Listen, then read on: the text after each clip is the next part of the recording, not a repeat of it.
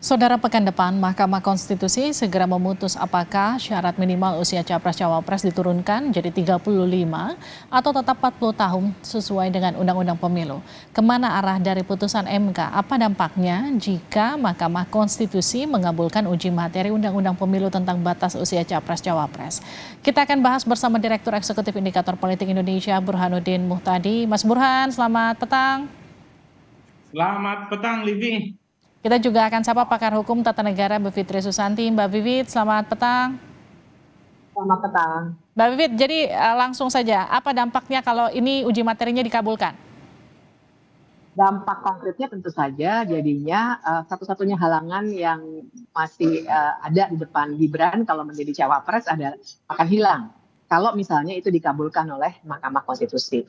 Tapi dampak turunannya adalah kepercayaan kita pada Mahkamah Konstitusi karena jadinya akan sangat politis, tidak lagi sesuai dengan apa yang selama ini secara konsisten sudah diputus oleh Mahkamah Konstitusi soal batas usia jabatan apapun yang harusnya itu adalah wewenang dari pembentuk undang-undang, pakai istilah open legal policy atau kebijakan hukum terbuka.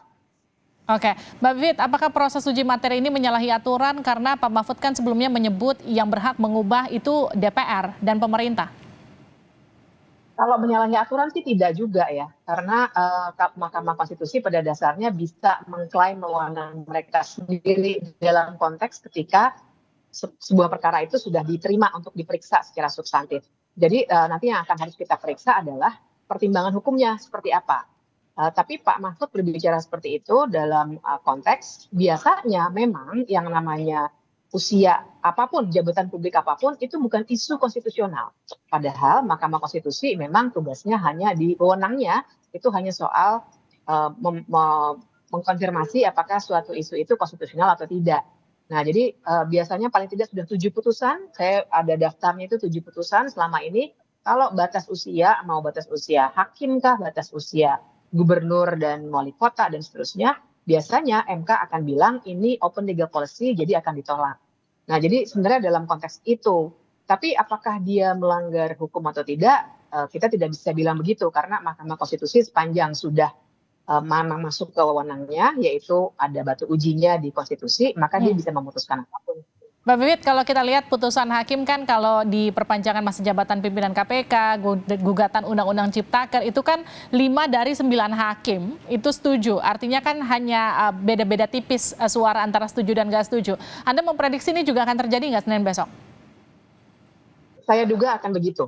Karena kalau kita berpegangan pada semua fakta hukum maupun putusan yang selama ini sudah dilakukan, harusnya sih ini langsung terang saja ditolak. Tapi kita juga paham bahwa ada konteks politik di sini.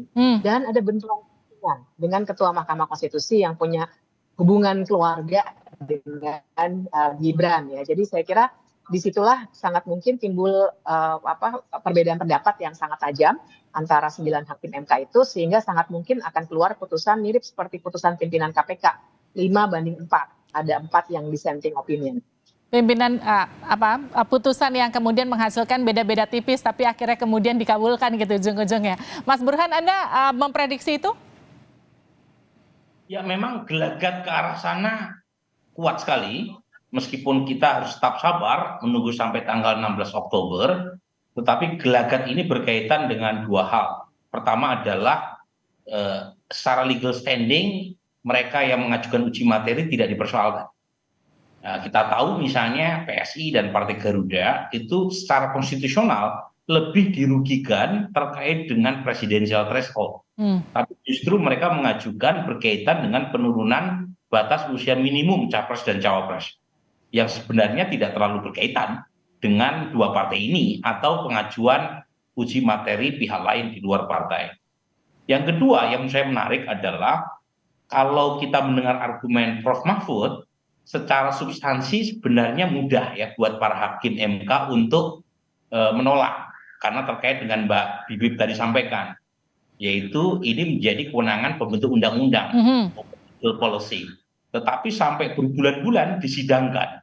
Nah, artinya ada hal lain di luar dari urusan konstitusionalitas terkait dengan masalah batas usia minimum capres dan cawapres.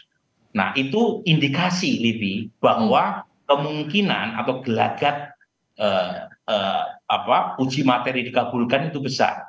Apakah melalui pintu masuk gugatan penurunan batas usia minimum Hmm. dari 40 ke 35 tahun, ataukah tetap 40 tahun batas usia minimum, tetapi memberi pengecualian buat mereka yang pernah menjadi kepala daerah, apapun alasannya, apapun pintu masuknya, Hmm. goalnya sama, memberi semacam karpet merah, Mas Gibran bisa maju sebagai cawapres, apapun pintu masuknya. Dan kalau misalnya itu yang terjadi, ya kita tunggu apakah serta-merta Gibran menjadi cawapres. Saya sendiri ragu ya. Jadi Hmm.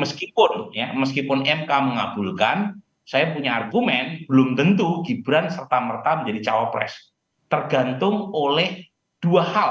Hmm. Satu, apakah Presiden Jokowi mengizinkan anaknya maju sebagai cawapres Pak Prabowo atau Hmm. tidak? Karena kalau misalnya Pak Jokowi mengizinkan, itu artinya ada konfrontasi terbuka dengan PD Perjuangan. Hmm. Dan menurut saya Pak Jokowi pasti memperhitungkan ini. Yang kedua adalah apakah Gibran ini menjadi electoral liability ataukah electoral asset buat Pak Prabowo. Dan dua hal ini tidak mudah diputuskan. Hmm. Meskipun secara konstitusional MK mengabulkan uji materi. Ya, artinya kalau menurut Anda meskipun ujung-ujungnya dikabulkan, belum tentu juga Gibran akan maju di kontestasi Pilpres tahun depan. Betul, misalnya soal electoral liability ini saya ingin ulas ya, Livi ya. Kalau misalnya Gibran mendapatkan semacam kesempatan karena secara konstitusional MK mengabulkan, kan ada pertanyaan menarik. Apakah Gibran maju ini Pak Prabowo dan Gibran menjadi winning ticket ataukah losing ticket? Hmm. Karena isu politik dinasti pasti akan ramai dibicarakan. Oke. Itu akan mengurangi elektabilitas Pak Prabowo. Hmm. Itu kalau asumsinya ternyata electoral liability. Dan itu akan membuat posisi Pak Prabowo sulit untuk bisa memenangkan karena ada desakan atau resistensi publik. Hmm. Tetapi hipotesis Gibran sebagai electoral liability juga bisa terjadi sebaliknya. Dia bisa menjadi electoral asset. Apa maksudnya? Dia bisa membawa suara baru, terutama dari basis Pak Jokowi di Jawa Tengah dan Jawa Timur, Hmm. lebih khususnya. Dan itu akan menggerus suara Ganjar. Nah, mana hipotesis yang terbukti, itu butuh pembuktian empirik. Hmm. Dan menurut saya, meskipun MK memberi konstitusionalitas buat Gibran untuk maju, kalau misalnya Gibran ternyata potensial malah menurunkan suara Pak Prabowo, Oke. saya tidak yakin Pak Jokowi memberi semacam permission ya, izin kepada Gibran untuk mendampingi Pak Prabowo. Tanggal 16 diputuskan MK, tanggal 19 pendaftaran Capres-Cawapres. Menurut Anda apakah kemudian Pak Jokowi akan memberikan restu pada Gibran? Artinya akan ada perang terbuka antara PDIP dengan Pak Jokowi? Nah, itu juga ganjalan psikologis yang menurut saya menjadi semacam pertimbangan yang khusus ya sebelum memberikan restu kepada Mas Gibran. Jadi bagaimanapun Pak Jokowi besar, dibesarkan oleh PD Perjuangan. 5 kali menang pemilu, 2 kali sebagai wali kota, 1 kali sebagai gubernur, 2 kali sebagai presiden, itu melalui tiket dari PD Perjuangan. Hmm. Kita lihat ya statement-statement dari elit PD Perjuangan di panggung depan atau di belakang layar itu sudah sangat kritis. Bahkan banyak di antara mereka yang marah ketika ada gelagat Gibran maju sebagai cawapres Pak Prabowo. Dan kemarahan itu kalau kita baca, misalnya dari para pendukung utama Mas Ganjar seperti Denny Sregar ya, kemarahan itu sudah diletupkan kepada Presiden Jokowi. Jadi menurut saya kemarahan itu mewakili ya opini di belakang layar dari elit PD Perjuangan yang merasa Pak Jokowi sudah meninggalkan mereka. Jadi pada titik itu, Livi, pertimbangan psikologis ini pasti juga dihitung matang-matang oleh Presiden Jokowi. Karena kalau misalnya Gibran maju ya bersama Pak Prabowo, itu bisa ditafsirkan oleh elit PD Perjuangan sebagai deklarasi perang melawan PD Perjuangan. Dan itu tidak mudah itu ya cara menyembuhkannya. Karena ini udah zero sum game. Jadi belum tentu misalnya Gibran elektabilitasnya baik dan membuat Pak Prabowo naik misalnya, tetapi kalau Pak Jokowi tidak mengizinkan karena alasan psikologis dengan Ibu Mega, ya belum tentu juga Gibran akan direstui. Jadi ada dua alasan tadi, alasan elektoral dan alasan psikologis Presiden Jokowi sendiri. Oke, saya ke Mbak Vivit. Jadi ketika misalnya hari Senin tanggal 16 kita tunggu-tunggu dan akhirnya diputuskan dikabulkan meskipun dengan beberapa syarat di belakang, yang intinya tetap dikabulkan Gibran untuk memenuhi syarat maju sebagai cawapres. Bagaimana menafsirkan hasil putusan MK itu kemudian ini betul-betul hasil yang konstitusional, tidak ada unsur muatan politis di dalamnya? Kita memang harus membaca dulu nanti pertimbangan hukumnya. Apa yang didalilkan nanti oleh Mahkamah Konstitusi sehingga mungkin mereka menolak, mungkin juga mereka mengabulkan. Karena kan sebenarnya di titik ini kita belum punya jawaban pasti ya, yang tahu hanya 9 orang hakim itu. Semua yang sekarang beredar sifatnya sebenarnya gosip. Tapi kembali kalau mau mengkonfirmasi apa alasan mereka, apakah politis atau tidak, kita harus baca di pertimbangan hukumnya. Tentu saja di pertimbangan hukum tidak akan disebut-sebut nama siapapun seperti Gibran. Tapi kan kita bisa melihat apabila ada argumen yang sebenarnya tidak konsisten.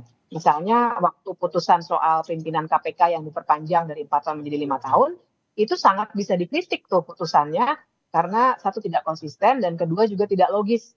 Dan kemudian kita bisa baca juga dugaannya kan nanti ada dissenting opinion atau pendapat berbeda dari hakim-hakim yang memang tidak setuju begitu. Nanti bisa dibaca juga di situ pertimbangannya sebenarnya seperti apa. Kembali tidak akan sebut nama pasti karena begitulah pengadilan bekerja, tapi semua logika hukum yang ada dalam pertimbangan hukum nanti kita bisa nilai dengan terang, kita bandingkan dengan putusan-putusan yang selama ini sudah dibuat sendiri oleh Mahkamah Konstitusi. Oke, terima kasih Mbak Bivit, terima kasih juga Mas Burhan. Kita nantikan nanti 16 Oktober akan seperti apa hasilnya. Nanti kita akan berbincang lagi, kita akan ulas lagi soal hasil putusannya. Terima kasih sudah bergabung di Sapa Indonesia Malam. Terima kasih.